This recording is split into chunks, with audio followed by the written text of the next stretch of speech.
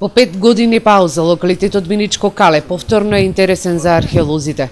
Музеот Теракота од Виница почна со реализација на проектот за расчистување и доистражување на објектот цистерна, за кој се смета дека се користел уште од вториот век пред нашата ера, а подоцна служи како место каде се одлага отпаден материјал, од која причина е полн со артефакти од различни временски периоди.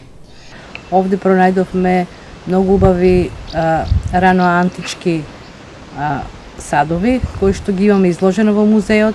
Значи, тие се од фина глина, убави, изработени, убаво декорирани, најразлични типови, кои што подоцна беа реконструирани, конзервирани и сега може да се видат во нашиот музеј.